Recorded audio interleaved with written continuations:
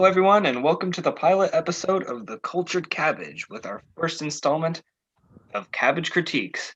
My name is DJ. My This name is is my Jacob. Jacob, my other friend Karl, and today we are talking about, Iron Man 1, yes, from when was this released? 2008. And for all our comic and movie fans out there, they will know this as the first installment of what would become the MCU, the Marvel Cinematic Universe. Easily the most successful series in box office history. Very much so. So And for today we'll it's gone on for 22 movies. 22 movies. And they've been building up a repertoire, and fans have learned to respect the people who have made them. It's basically re-revolutionized comic book movies. Wait a minute. It's actually 23 movies. Didn't we say that? Okay, Karl, you can have that then. Yeah, Karl's our smart. Anyway, so, getting to the plot. yes. So DJ, what would you say was the story of it? Okay, so people who aren't familiar with Iron Man, there's this guy named Tony Stark. He's very extremely intelligent. He's rich. He's got everything. Like he was born into it. What was that? He's kind of douchey. He's also kind of douchey. That is true. But he's this big playboy, arrogant ball of charisma. So the movie starts off with Tony being brought into. I don't think is it ever specified where they are?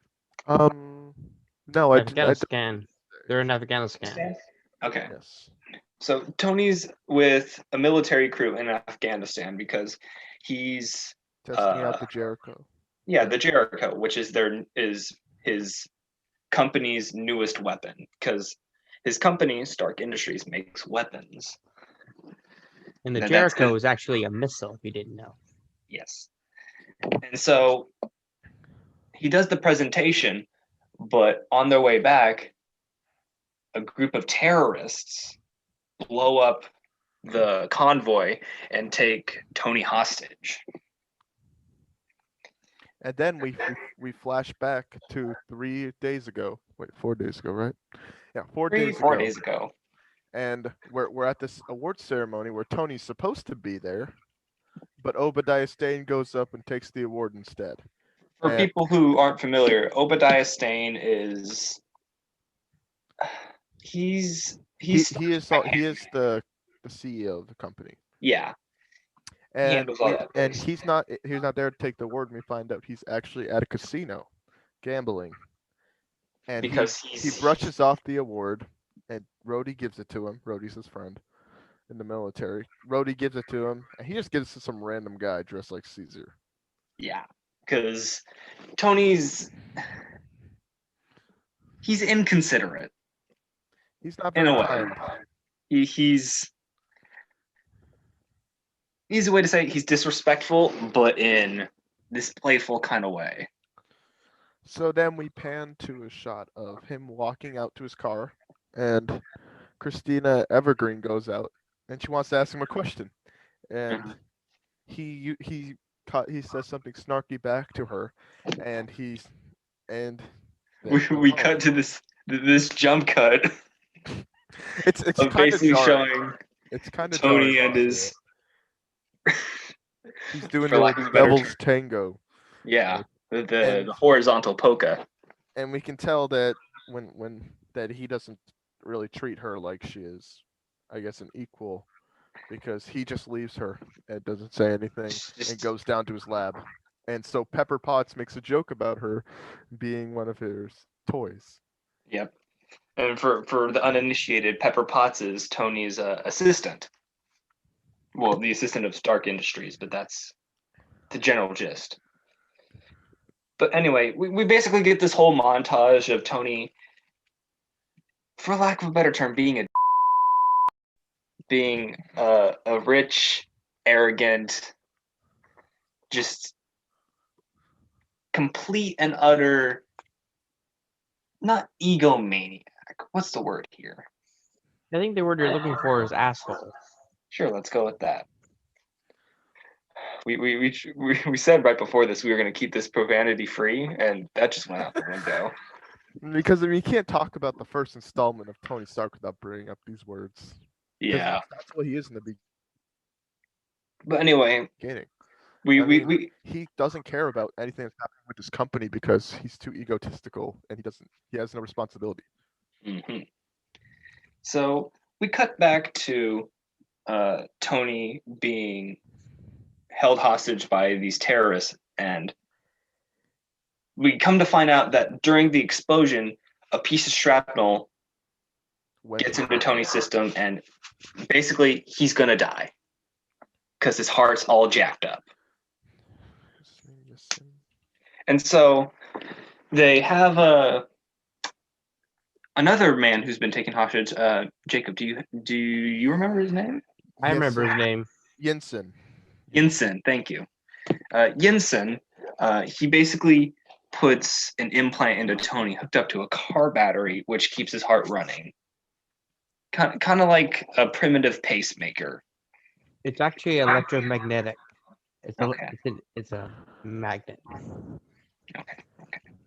And we find out Yinsen is there because his family is taken hostage and he wants to see them again.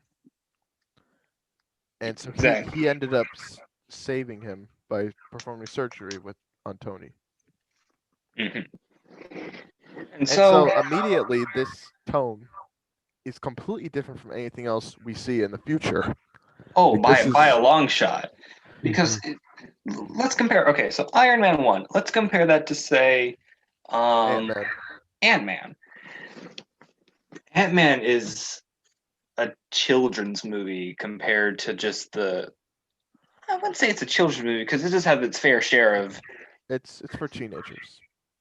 Well, Iron Man, while it does have Iron Man deals with more mature subject matter like torture and war, the reason or the morality terrorism behind war. Like, these are some heavy duty themes that you would not see in a modern day MCU movie, because back then, this is before Disney bought the MCU. This is before that concept was even a thing. This was just a standalone movie. Same with Incredible Hulk right after this. Exactly. Which we probably will never get to. That movie, honestly. That movie is something else. But going back to Iron Man, yes. The plot. He's in the cave, and we see that they want him to build a missile, and so he doesn't comply. So they try drowning him, and they basically torture him, and then they throw him out into they throw him, and then he goes to the camp. They push him out to the camp, and we see this genius shot of him, like the light. We see the light from the cave just emitting out, and then he sees the camp. Who his main buyers are. It's just the terrorists. These are his main buyers. These are the people, and you see all these crates with weapons that have Stark Industries labeled on them.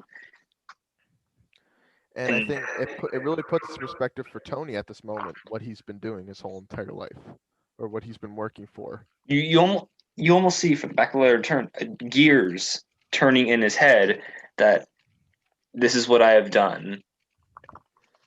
I have made weapons, and these weapons have become. They've become destructive. Exactly. But not actually ties into the nickname he's known as the Merchant of Death. Exactly. And so what they do now is they bring him over, and they use the translator Yinsen to tell him that they want him to build their own, and they have all the stuff for him.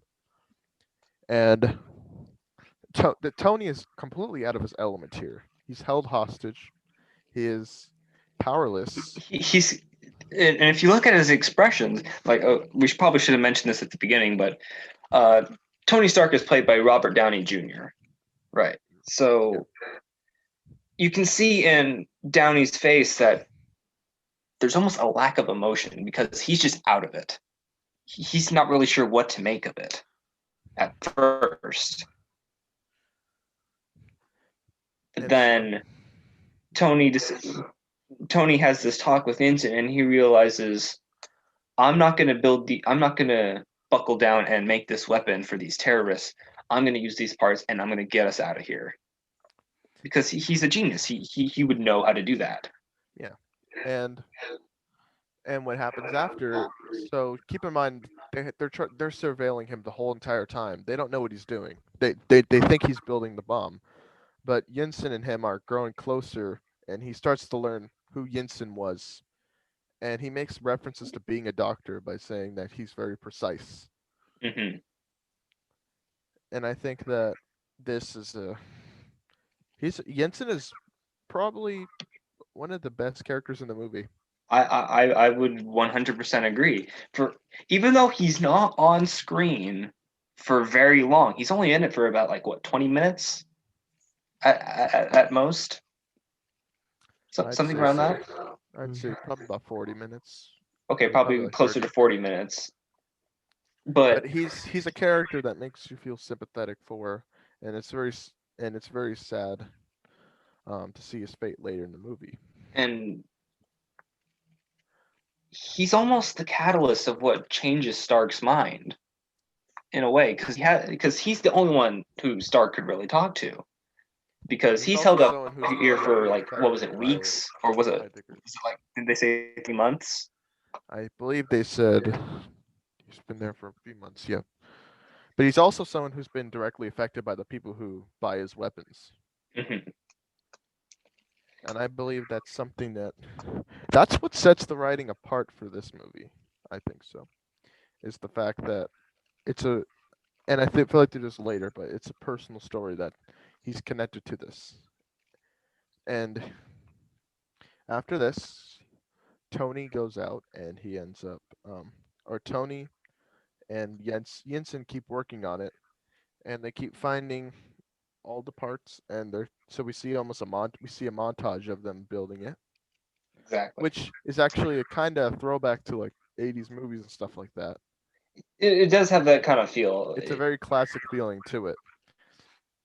But we're introduced to this man. He's the leader of what they call the 10 Rings, which for anybody who's very knowledgeable about Iron Man will know about this villain named the Mandarin, which is things he has the 10 Makluan rings. It's a lot of stuff to take in if you're not familiar with the character, but I'm assuming if you're listening to this, you are at least somewhat familiar with Iron Man, at least the movie. Yeah, you've probably seen the movies or you know the character. And don't expect us to refrain from spoilers because this movie is 13 years old almost. Yeah. Mm-hmm. So if you're not looking for spoilers, you're at the wrong place, Jimbo. But anyway, back to the movie. And he threatens the two to finish this within the next few days. I think it's the next day. Yeah, within the next day. And so Tony finishes up what would later become the Mark I Iron Man armor. But he still needs to upload the data. Exactly. So while he's in this armor, the people in security start realizing that he isn't building a bomb. He's building this suit of armor, and so they go down there to try to stop him, and Yinsen makes a sacrifice by throwing himself out there to give Tony more time for the suit to upload. This was very sad for me when I was watching it because Yinsen is a character who didn't deserve it. He was trying. No, he didn't. He honestly deserved better than Tony did.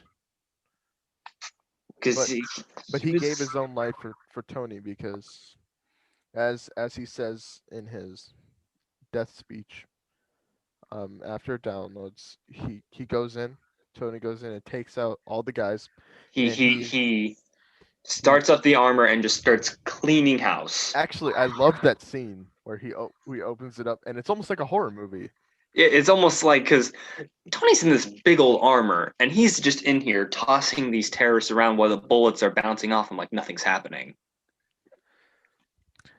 Yeah. In fact, there's one of the most underrated parts of the movie is where a soldier points the gun at Tony's head. It bounces off the helmet. And then it ricochets.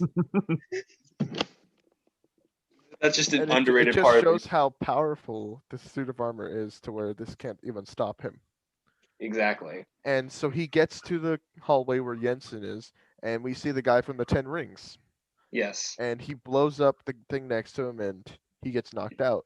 And then we see Jensen tell him that Jensen's been family was shot, dead and the whole time. he's basically bleeding out. And he tells him that his family had been dead the whole time. And that he wanted this. He wants to be reunited with them. And that's Jensen is one of the most impactful characters in the whole MCU. Honestly, He really is. Iron Man would probably not be the same character that he is in the later movies and in this movie even without Jensen. So he is.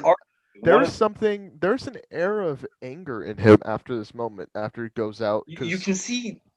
I wouldn't call it vengeance, but this aura that Tony has after this, it's like, you killed this man, and I'm gonna take my revenge on you.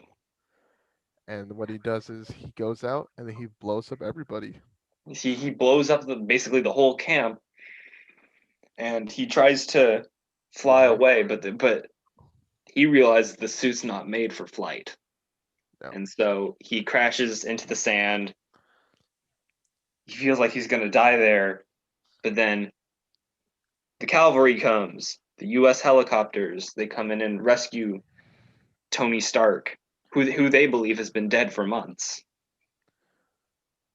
And so we see him back at the airport, and he sees his family, his friends again.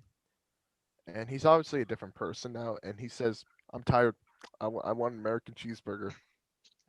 Which line? That's a classic line from the movie. Yeah, I want an American cheeseburger. And so he also wants to call a press meeting, but for what, you may ask? Well, he wants to announce something. So he gets in there, and he has his cast, and he has his burger. He's like, "Yep, everybody sit down." And then he's like, and then he says, "I don't know if my father was a good person." I'm paraphrasing here. He says, "I don't know if my dad was a good person, but I saw what was happening to my weapons, and I don't like it. I'm shutting down the weapons side of Stark Industries." And the crowd explodes at this. Yeah. Everyone's going nuts because this is basically what Stark Industries has been making money off of, is weapons. In fact, Obadiah Stane's basically been running the weapons operations, and he's the first one to walk up to Tony and say, "What are you doing? Are you okay? Are you okay?" Because obviously he thinks Tony's out of it because he's been out and he's been out in Afghanistan for the past 3 months, and we don't know what they believe Tony's been through. But he's like, "No, I want to shut the weapons down. I've seen what it become. This is not what I want my legacy to be." And also, he suggests that the arc reactor could be used as a power source. Exactly. And he's like, "Arc reactor? What is? How there hasn't been a breakthrough with this kind of technology within the past 20 years." And then he shows him the core he made. Tony opens up, and you see the arc reactor he made for his heart in replace for Jensen's. We already saw it earlier in the movie, but now everyone else is seeing it. Yeah, exactly. We're introduced to it earlier, but it really makes its debut here. Tony doesn't really do anything after this.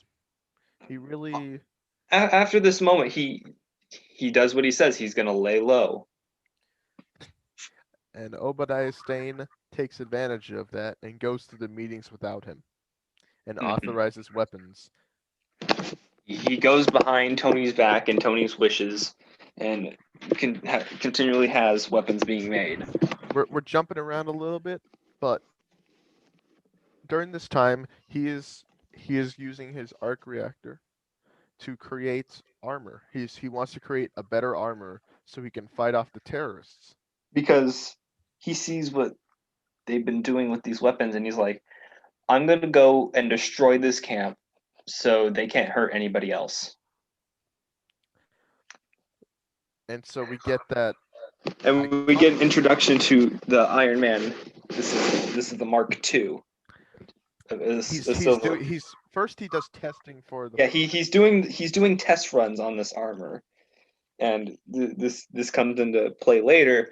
But he and his arrogant self says, let's see the limits of this, and decides, oh, let's break a height record for powered flight. And then he flies into space and almost dies. Yeah, it's kind of reminiscent of Avengers. There's the scene in Avengers, for obviously we're hoping you've seen Avengers, but in the scene at the end of the movie where Tony's flying into space with the bomb. Exactly. But this is his first time. This is his first time flying around in the Iron Man armor. This is our first real introduction to it. And it freezes up, he nearly dies. Luckily it's tis but a flesh wound. Karl, you want to add anything onto that? Well, look at if he added flares to the suit. Otherwise, he'd be in deep cred. We'll get to that. So basically, Tony's like, okay, we can make this better. So we get another montage, the second one of the movie, where he makes the Iron Man armor that we are most familiar with, at least design-wise. The red, the yellow, the just classic. Exactly, the classic Iron Man look, minus the opening for a nose, but that's besides the point. So he goes back to Afghanistan and blows up the 10 Rings camp and saves these people who are being taken hostage. And this leads to one of the most famous, you could say. Yeah, it's very heroic, and it's one of the most famous scenes in all of superhero movie history. That's the part where Cannon fires from his shoulder. No, he blows up the tank. He blows up the tank. He shoots it at the tank, turns around, walks off, and the tank explodes. Cool guys don't look at explosions. Cool guys don't look at explosions. It's an awesome scene. Yeah, it is. It truly is. If you were a big fan of action, go watch that scene. It is the scene itself is just amazing because you see Iron Man just tossing these guys around. And also, when the guys try to take people hostage, he finds out which ones are bad guys and which ones are good guys, and takes out the bad guys. Exactly. And so he saves all these people and reunites his son with his father. Mm-hmm. So, but we don't have time to get touching for long because the military intervenes because they realize it's going down here and it's not one of ours. Who's doing this? Exactly. So they send out 2 jets to go see what's going on. Iron Man's not trying to hurt him. No, Iron Man's actually taking critical damage from these fighter jets. You see, he does. Yes, it is not the most legal thing, but he believes what he's doing is right. And in a way it is, because he's putting a stop to these evil people. And he's not really going to stop for them. Exactly. Because he believes he's responsible. He's responsible for supplying these weapons, which let them gain this much power over the people. And therefore, he believes it's his responsibility to take care of it. So he sees this. He doesn't want to destroy these fighter jets because he's friends with James Rhodes, who Jacob alluded to, or we later know him as Rhodey. After we get through the plot synopsis, there's actually some drama on the set that we need to talk about. Yes, but James Rhodes is the colonel, or yeah. Yeah, he's Yeah, a colonel. of the Air Force. And he basically calls Stark in the middle of his flight, and he's like, "Hey, what's going on?" And it's another one of those. Tony's trying to make up a lie on his butt. Exactly. He's not, like Rhodey hears the wind in his ears. Like, what are you doing? Oh, I'm just driving around the car. The windows down. He's like, and then as they kept talking, Tony's breathing heavily, and he's like, Rhodey's like, "What are you doing?" "Oh, I'm just running." "I thought you said you were walking." "Oh yeah, I drove to the park to go for a walk. To go for a run." You sure you got no tech out there I should know about?" "Nope." And then he hangs up. Nope. And basically, we play a game of dodge and weave for a couple minutes of Iron Man, basically trying not to get shot down by these jets, while also not destroying them at the same time. And then as he does the flare thing on the back, and he disappears. Come to find out, we know he's landed on the belly of one of the jets. But as one of the jets turns, the guy sees him, and he shoots. The guy wiggles his jet around to get Tony to let go. And when Tony lets go, he takes out the wing of this other jet, and the man inside starts careening to the ground, and his parachute, it won't eject. And so we have this tense scene with a lot of intense action where he is falling and he needs to save the guy, but they also want to attack him. Exactly. And even Tony's suit, Jarvis inside, is saying that you're probably not going to make this, and that you're probably going to get shot down before you can save this man. But he tries anyways. And he succeeds. So after Tony saves the Air Force guy, he calls Rhodey back. He's like, "It's me." "It's who?" "It's me. The thing you're looking for. It's me. You have a piece of tech out there?" "No, it's a suit. It is me." He is the tech. Yeah. So he says, "How do I explain this?" It's like, "Oh, just say it's a training exercise that went haywire, like you always do." And he's like, "No, I can't just say it's a training exercise." And then then we we transition immediately to cut the Rhodey. news conference. He's saying, "This was a test." An unfortunate, It's kind of hard to say that's a test. flight test. The pilot is fine. But hey, it worked in the end. Yeah. It got the heat off of Iron Man. Okay, so after this, we're introduced to Iron Man. We've seen all these different things we can do, and we keep cutting back to the leader of the Ten Rings. He's scavenging the parts of that Mark I, and he's taking them back, and he's starting to almost reverse engineer it. We see that much. But what we don't know is that what's basically caused all of this to lead up is our good old friend Obadiah Stane. He set up a hit on Tony Stark that he would be killed in Afghanistan, because he didn't like the way that Stark International was going. He wanted it for himself because he was jealous. Yeah. Because before Tony was old enough to lead Stark Industries after his father, Obadiah Stane was running the show. Yeah. And he wanted that back. So he hires the hit on Tony. Oh, go ahead. Yeah, we did forget one underlying plot is there's some kind of relationship going on between Tony and Pepper, and then somehow Phil Coulson from the Strategic Homeland Security Organization keeps popping in and out. Yep. A lot of stuff happens.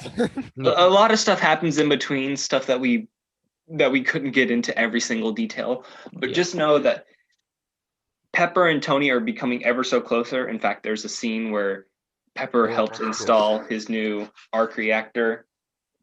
And she doesn't know what operation is. No. She's uncultured. That's the reason. See, we are the cultured cabbage. She is not a cultured cabbage. No, she is not.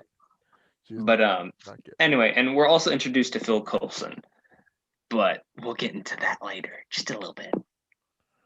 So anyway, Obadiah Stane, he hires the hit on Tony, and when he realized Tony comes back, he's like, "What did you guys do wrong?"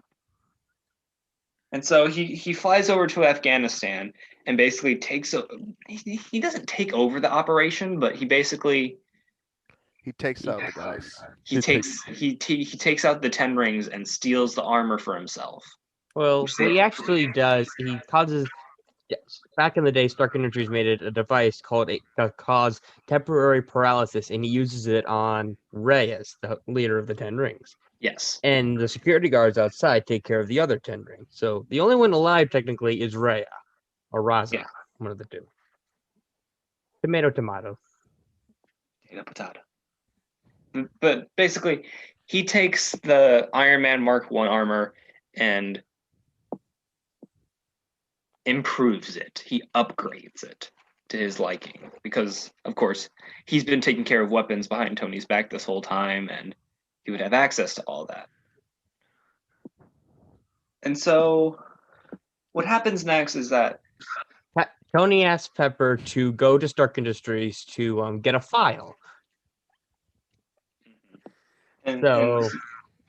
So first Pepper says, "No, I've done a lot of stuff for you, Tony, but this is one thing. This is where I'm drawing the line in the sand." We basically get our two protagonists come at odds with one each other, and we almost get a teased fact that she's gonna bail, which she does for a hot minute, but then she comes back. Tony eventually convinces her to help him, so she goes to Stark Industries, uses the device, which Tony said had an encryption feature to disable all security measures on the laptop in Tony's office. He goes through the entire file and finds a mysterious drive inside the computer. Because at this point, Tony's become suspicious of Obadiah and how he's been dealing with weapons behind his back. Because it all technically started at that party when the reporter Tony who slept with in the first part of the movie said there was an attack in the town where Jensen was from. Mm-hmm. He's like, "When was this?" "Yesterday." "I didn't authorize any shipments." "Well, your company did." "Well, I'm not my company." So he goes to Obadiah and says, "What is this?" And Obadiah grabs his shoulders like, "Who do you think went to the meeting and voted to exercise your power, Tony?" It was him. It was him. And that's kind of the first shift on when Obadiah, the first shift compared to the audience that Obadiah is going to be the villain of the rest of this movie. I think it was a little obvious from the beginning. A little bit. Like, if you're not familiar with Iron Man and you see this for the first time at the beginning, you probably don't think that much about Obadiah. No. But then once you see the events start unfolding and then you realize something's afoot. Putting the pieces together, like Obadiah ain't the when greatest Pepper guy. goes to the computer, she finds the file, as you said, and she translates it, and it's saying that they didn't know the hit was on Tony Stark. Yeah. And like, why'd they want him to kill? Why'd they want him to kill some huge man figure who could create weapons for them? And so we find out that he was the one that actually caused it. So it kind of brings to perspective what happened earlier. It actually explains the video that in the beginning you see him with the mask now the back pulled over Because it wasn't translated before. It was a train, so he had no clue what the heck the guys were saying. That's pretty genius filmmaking there. It is. And it changes the whole complexion of the film, really, on how Obadiah's basically turned on Tony. This was all his doing, so on and so forth. Pepper gets this drive over, but Obadiah Stane comes in. Mm-hmm. And he's okay. This is my one gripe with the movie. How did he not know that she was in there on his computer snooping around, and then he didn't think she was doing anything? Snooping as usual, I see. Well, that wasn't really it wasn't Obadiah's laptop. It was Tony's laptop. Oh, You could definitely see that he was very suspicious of it, and he was like, "Oh, is that today's paper?" Because that's where she's hiding the drug. Like he's definitely suspicious of what Pepper's doing, and he didn't want her to die because. and obviously he couldn't do anything because there's like cameras everywhere. Like there's nothing he can do. And like that, at that exact moment, we had Phil closing with their meeting. It's like, Miss Potts, did you forget about our meeting? Yes, yeah. No. It's me right now. Come with me. Yeah, Phil yeah. Coulson's coming in clutch. She wants to get out of there. Yeah. Phil Coulson was coming in clutch there. And basically, Pepper finds out what's on this drive, but before she can get it to Tony, Obadiah shows up with his paralysis inducing Cell phone-ish device. Yeah, whatever they called it. Yeah. But he immobilizes Tony and takes the arc reactor out of his chest, and Tony just becomes on the brink of death. Okay, so up to this point, he's been a pretty good villain, all things aside. He's been all things considered, he has good villain. He has the motive. Yeah. He has the means, the opportunity. Exactly. Everything's set forth in Obadiah's favor. And so we get this scene of Tony trying to get the present, the gift that he made her. And it's kind of touching to see it because he has to earlier in the scene we were talking about where Pepper helps replace his arc reactor. She's like, "Oh, you don't want to keep this?" Like, and Tony says, "I'm not the sentimental type." But she keeps it anyway and sends it to him as a present, which comes in clutch later when Tony needs a new arc reactor to save himself. Because that was the last thing. Could be seen as a plot convenience, but I think it was a pretty good choice by the writers. But anyways, exactly. Rhodey comes to find him. It comes in clutch. Rhodey comes to find him because Pepper calls Rhodey to tell him like, "Hey." Check on Tony. He's not answering his phone, so he goes there. He finds Tony. Which funny thing is that robot that he used for the test dummy during this testing was the fire extinguisher. Dummy, don't spray me. Actually helped out Tony. Donating you to a university. Yeah, actually helped Tony out finally. It's like gives him the thing he needs, the mini arc reactor that you made. It gives almost a human side to Tony's creations because how it helps him out in the end. But just as he smashes it, he has a cardiac arrest event. Basically, just like what happened before when in the scene with Pepper, arc reactor out the wrong way. Because the arc reactor is the only thing keeping him alive. We should emphasize that. Like, without this, he will die. Yeah, it's because it's the electromagnet that's keeping the metal away. As soon as that's gone, the magnet's gone. Metal goes into the aorta of the heart. Heart gone. You're dead. Exactly. That's the basic gist. So after this, the government people, Pepper and the others Pepper Coulson and the others go into the lab, and they go into section 16, right? I think. Yeah. Yes, which is what's labeled on the drive. Yeah. To find what Obadiah's been up to. Everyone's looking, and then we get this it's kind of mirroring the shot from the beginning where he's hiding. It's mirroring Tony's escape, because this is Obadiah and what we call the Ironmonger armor, which is what he. This is where my main issue with the movie comes in. Okay, we'll get to that in a second. Yes.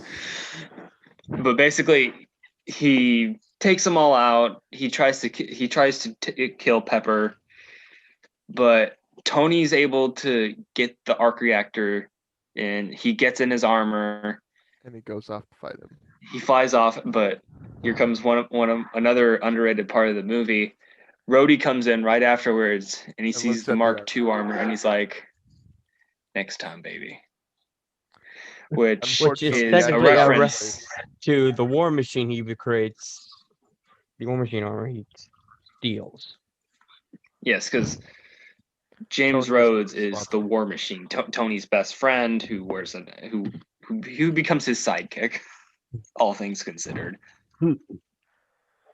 But basically, Jarvis is telling Iron Man, "Your power's low. This you might not make out of this alive." And Tony But doesn't care. He Tony's needs. once again, I don't care. I need to do this. So he saves Pepper from getting mauled by Ironmonger. And he has And to actually then fight Ironmonger. our final battle commences. And I will say, the first part of it is pretty cool. Like I think something that prevails in this fight is strategy, because Tony's obviously smaller, so he can't take because armor. Tony's in a smaller armor and he's on limited power compared to Ironmonger, who's this big hulking beast who's been upgraded, and he's even Obadiah says this: "I am better than you in every way." He said, "Kind of lucky you didn't die in that cave because you had the one last golden egg for me." Exactly. Which was the arc reactor, So the which ensuing powered fight the Ironmonger happens, armor. and this is where the constant thing of big battle at the end of every Marvel movie happens. And I think for this But movie, this it one takes a works. different direction than future ones would take, because at first it seems like it's like Tony flies off and Ironmonger flies off after him. But they're both. But Tony uses his smarts because he realizes this is the Mark 1 armor. It is not resistant to being frozen like my armor was. So he leads him off up into the atmosphere, and Obadiah's armor starts freezing up. He falls to Earth, and it seems like it's over. Yeah. But then he gets up, and then so Tony has a moment where he's like, "Okay, I want you to set off the reactor, and we're gonna try to kill Obadiah Stane. Just wait for my command." And it never happens. And so he's like, "Do it anyway." And Pepper's like, "What? What are you talking about?" You'll die too. And what happens is Obadiah Stane gets fried alive, basically. After he monologues for about 3 minutes, but And that's tries it. to shoot missiles at Tony. But Tony, before this, shorted out his targeting system and his visual. So Even then, it probably shouldn't be that hard. you're like, really, Obadiah, you couldn't fire that well without a targeting system. Besides those nitpicks, I feel like this battle is pretty well done. All things action-wise. It is kind of funny when Tony tries to fire his blast. It's like, uh-oh, I took off my glove. No, I'm in trouble. Yes. But anyway, Pepper fires off the arc reactor that's in Stark Tower. It goes this huge explosion. It fries Obadiah Stane alive. He is dead. Like I know people die a lot in comics and comic movies, but he is dead. He's dead forever. Yeah. And we also think Tony is as well, because he's out there. His arc reactor, it's there's no shine from it. It's completely gone. But then we cut to the light flickering, and then we do a jump cut where Tony is alive and recovering from this attack, but he is alive after all. So we've hit the climax of the movie, and we've already gone downhill, and we're wrapping things up. Pepper Potts and Tony are talking to Agent Phil Coulson, and Coulson's like, "We'll take care of this. Nobody will know what happened. We'll just say that Iron Man was your bodyguard," which is a very clever reference to the comics, where Iron Man for the longest time was Tony Stark's bodyguard. But anyway, we do that. We get the reveal of Shield, which I feel like you guys can help elaborate on. Yeah, so Shield is a federation that deals with world level threats. So this is not Sword from WandaVision show, where they deal with more extraterrestrial threats. And so Shield has They've been keeping an eye on Tony yeah since Iron Man became a thing. I think even before Iron Man. Even before that, they were interested in Stark Industries. But we get introduced to this thing called Shield, but we get one more whammy as we come to the end of the movie. As we go into a press conference where Tony is going to announce basically what happened, that he's going to stick to the cards. But then he looks out into the people and thinks to himself for a moment. Then he delivers maybe the most famous quote of the movie. I don't know. Maybe you guys could argue with that. And he says, which "I is am Iron something Man." I feel like he's going back to his egotistical roots with that statement. See, I where does that come from? Look, because I disagree with that, but I want to hear your take on that. Well, I think that he's saying all these things, like he's trying to be heroic, but it looks like he's trying to hog the spotlight again with it. From my point of view, it looks like that Tony was saying, "I am Iron Man," is him taking responsibility for what he's done. He's also telling the truth finally. It's like, I am Iron Man. I am the guy who saved Stark Industries, who saved Pepper Potts, who unfortunately killed And I Obadiah could see Stane. where you get the fact that he's just being egotistical. I can see that. But from my point of view, it's him admitting his past mistakes and facing them head on, because that's what Tony is. He I wouldn't say he goes and then thinks later, but he's brash. He's even now he's still rash and arrogant, but he's not a dick. So we get this ending with I am Iron Man, and that's where the movie ends. We get Black Sabbath's cover of Iron Man as the credits roll, which got the biggest pop out of me. And I think that that soundtrack really creates sort of it really it really shows who he is as the character.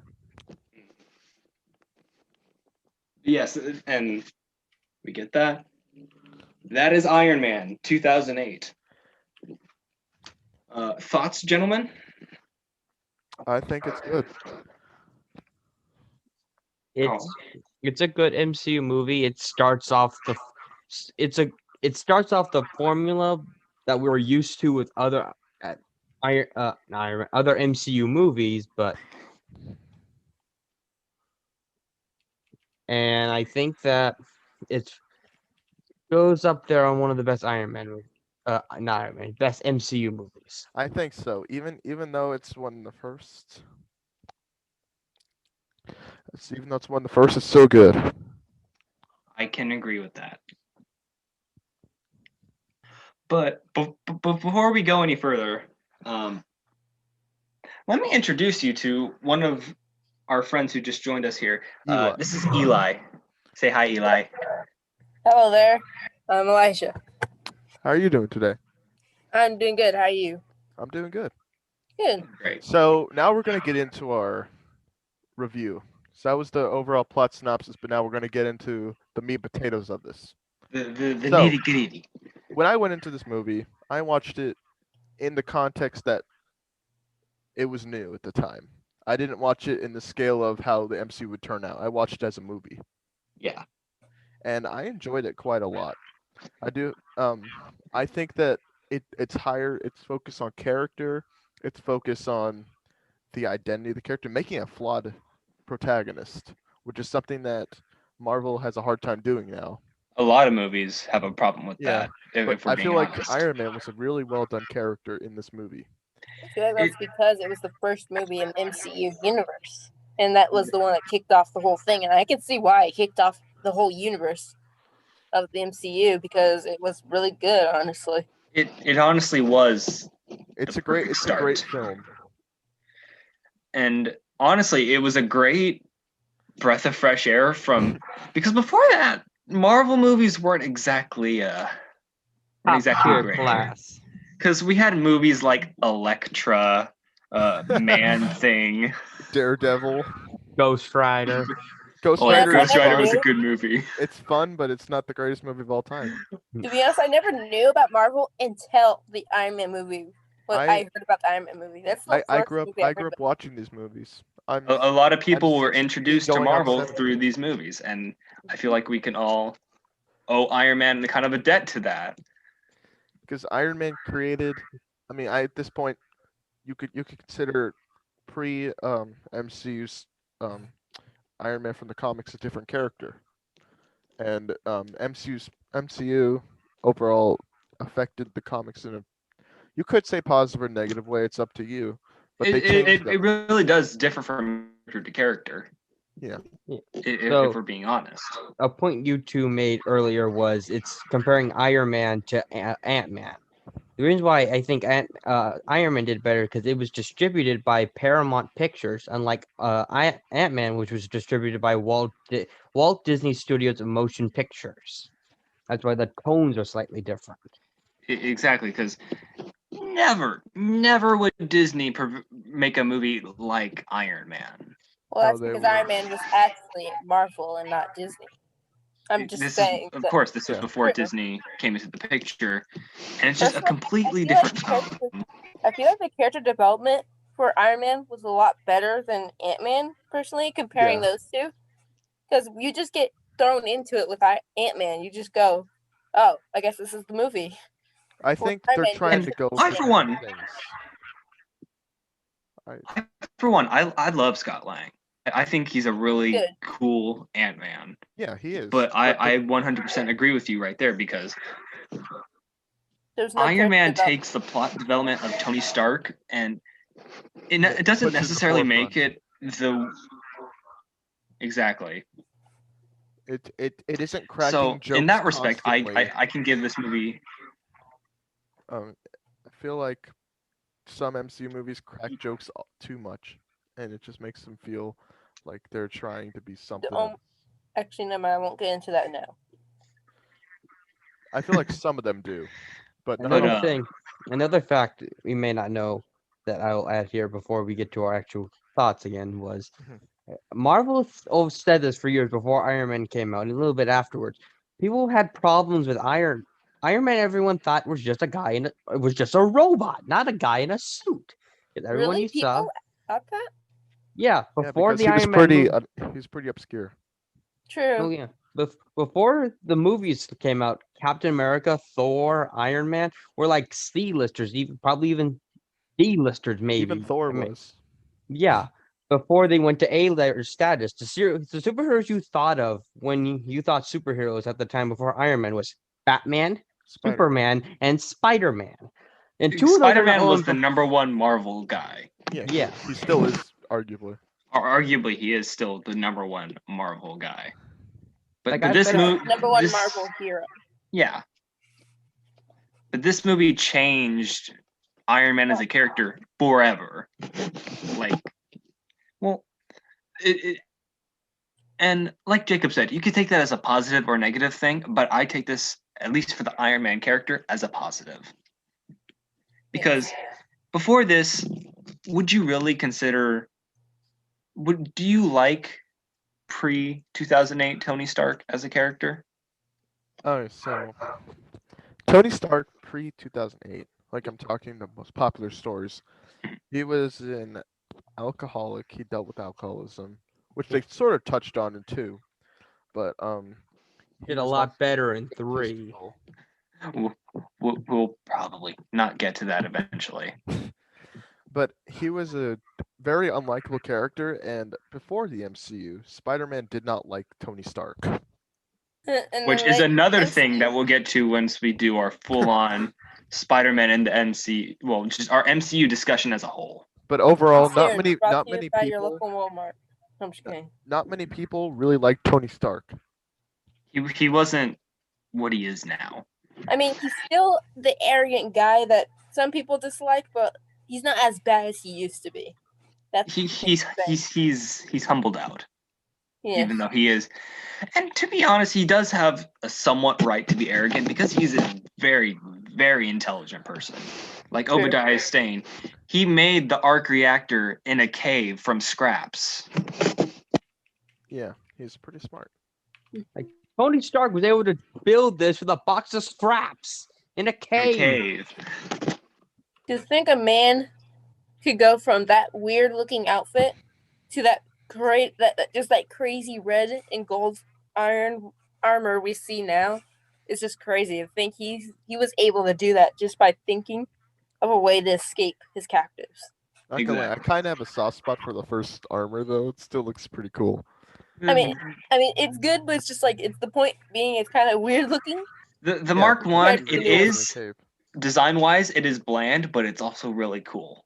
Okay, for the longest time, when I saw the movie for the first time after a while, I thought he like destroyed the Mark 1 and made it into the Ironmonger suit. I never realized he just took the first suit and designed it off of it. I thought he just trying to mold it into it. It's like I thought he just added on. I just thought he added things to the Mark 1. Yeah, to make but they were just similar in design. Isn't the War Machine the Mark 1? Yeah, it is. Except no, it's the Mark 2. It's War Machine's the Mark 2. It's the upgraded Mark 2 because, like we talked about earlier, Rhodey saying, "Next time, maybe." Well, he's looking at the Mark 2. Oh, right. I'm sorry, I wasn't here earlier, so I wouldn't have known you guys talked about it. It's all good. One thing we do need to touch on, just for a second, they did. If you watch Iron Man 1 now, after watching the entire MCU, you'll realize the Rhodey looks different from Iron Man 1 to the entire MCU. Talk about that. That is jarring. That is jarring. The background on that one.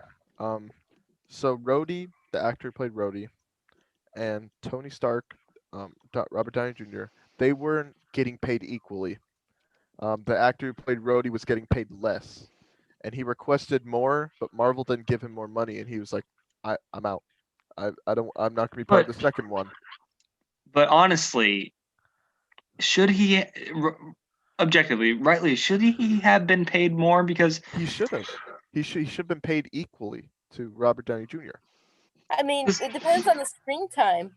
Rhodey does play a big part in the movie. He's It's kind of like what happened with Edward Norton. That's why he split up with Marvel. I think there was another reason why he left. Because he just didn't like the writers. Yeah, too. Because if you don't know anything about Edward Norton, for a slight tangent, he likes to go onto movies and like warp them into things he would like to do. Not like the writers would probably give him a script like, okay, we'll change this, change this, change this, change this, and hand them back. Which is pretty unprofessional, but what are you gonna do? I mean, yeah. Before we move too far away from Iron Man, let's get back to the main topic. Yeah. Well, what were we gonna talk about? So, guys, my question is to you: if you were to give a letter grade to this movie, what would you give it? I would give it A+. A+. Okay, because of just how I am, I would probably give it a B+ or A. It's in between that, just because of personally. It's just personally issues. I can see that. Karl? I'd give it an A+++. Aren't How you different just is that snarky? from S tier? So I got an A+, an A+. Are you going with B+ or an A? I'm gonna go with A. Okay, so Got A. 2 A pluses, an A, and I also this is my real biased opinion here, but I was originally going to give it an A, but because they got Ozzy at the end, A plus. Yes. Of course. I think judging by its merits, like how it started up the series, not comparing it to the other ones, just as a movie on its own, how it started it. I think it's a fantastic start to it. I would argue that it was the perfect start to the MCU. Fantastic. John Favreau is an amazing director when he And gets to write things that he wants. At that time, it was the best Marvel movie. I would argue that it's still one of the best. Well, at the time of its release, it was Okay. the best Marvel movie. At the time of its release, it would have been the best. Currently, I wouldn't don't say know. it is the best. I think that title goes to either Winter Soldier. We'll talk about Winter that Soldier another wasn't time. out yet. I know. I would say that goes to about either Winter Soldier. Oh, okay. So later on. Okay. So A's across the board, guys. I feel like we're all in agreement that this was a really good movie. It was a generally fun movie to watch. It had great action. Great acting also. We got to give props to Robert Downey Jr. And the rest of the cast too. And not to discount the rest of the cast, because besides that we had oh gosh, who played Pepper? It was Gwyneth Let me find it. Paltrow. I have the tab. I think it's out. Gwyneth Paltrow. Yeah, Gwyneth Paltrow. She did great. I feel like a dark horse of this was Jeff Bridges as Obadiah Stane. Yeah, he was a pretty good villain. I enjoyed not only his acting but his just role as a villain. I feel like his death is a little anticlimactic in the movie. Like if I had to pinpoint some parts I didn't like about the movie, the end did kind of feel a little weak. It could have been better. I think By the way, the actor's name is Cindy Robinson for the first movie. Oh. Well, thank you. No problem. But yeah, the ending did kind of stumble a bit. Is there any other down points of the movie? I honestly don't have many. Like it's just a good movie. I think the only issue I have is the ending is a little. No, I was wrong. It's Gwyneth Paltrow. Okay, I think. Wait, there is one point. Oh, okay. There is one down point I did have. It did start the trend of killing off Marvel villains. Yeah. And that can be debated whether that's a good thing or a bad thing, because there is an upside to that, being that gives you room to introduce new villains. I think they should have ended him off after he hit the ground. It would have shown him as a smart hero. I also agree with that. Maybe have him fall into the arc reactor. Inevitable that he would have died in the movie. Because here's how I would have done it. I would have had him fall and then fall into the arc reactor, then have your big explosion. That would be cool. Hold on, back and then just a little bit. And have Tony almost dying be the fact that his suit's about to go out. Because that was the point of the end of the fight, that his suit was about to go out, so he couldn't fight at his full capacity. I would like to know your guys' favorite parts, though. That's my question. Okay. If I were to name my favorite part, it'd probably be them building the first Mark 1. That is a very good part of the movie. I agree. The 80s-esque montage. Okay. And personally, I also liked. Okay, what's your favorite scene? Personally, it has to be the scene with Stan Lee in it. Oh, I love that. I'm sorry, but honestly, I'm a Stan Lee fan at heart. So whenever I see him up there, it's like it brings a smile. It brings a smile. It just reminds me that this is the man. This is the reason this is. I love the joke how he calls him Hugh Hefner. And he's surrounded by a gaggle of ladies, as he should be. Okay. One thing I like is how Tony realizes that Obadiah is the bad guy, not the Ten Rings. The Ten Rings are bad guys, but they're not the main influence. Obadiah is. Like, he grabs his shoulders like, who do you think tried to kick you out of the board, Tony? That's So rough. the part where Obadiah finally makes his intentions known to Tony. Yeah. And takes the arc react. That is a very dramatic scene in the movie. I can agree with that. I think That or the relationship feels dangerous between them. That's or something the movie nails. I guess the other one would be him getting angry during he's seeing on the TV the people fleeing the city, and he's like as he's twisting the screwdriver, and then he goes over to the doors like throwing all the glass paneling, getting rid of his lock on his door because the door no longer works. Okay, so my favorite part. Okay, I love a real well done action scene. So for that reason, my favorite part is where Tony dispatches of the terrorists and blows up the tank. It's great. And it's iconic. It's probably the greatest moment of phase 1 of the MCU, if we're not counting anything from Avengers. To me, at least, I think some newer fans discredit the movie just because it started it. You know what I mean? Which is kind of unfair. Because the movie is fantastic, like on its own. Like some people might put it at the middle, like this is where it started. This is the average point where you need to get, and it's like everything else is above that technically. Like this is the middle point. It also has it has a good protagonist. It's a stronger Marvel movie than some they put out recently. And it seemed like they tried to do what they did with Batman and Batman Begins, where it's the beginning. Like, it's a realistic kind of, slightly, like a realistic, like what if Tony Stark was in the real world? Yeah.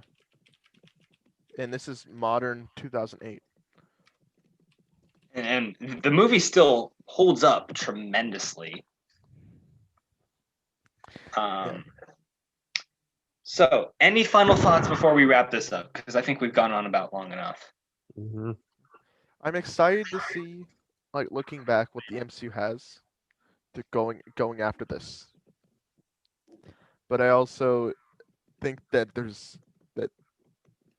they're gonna make worse movies than this one. Which, hindsight being 2021, it did. They kind of have the future side of that. Now people back in 2008 didn't. Like people who saw like the Avengers, like okay, this is as high as we were going to go. In the post screen is like purple chin pruny guy.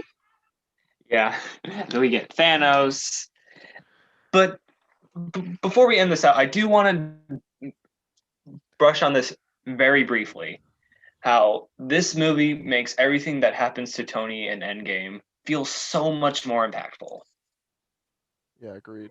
It does. Because like we mentioned earlier, the cheeseburger line.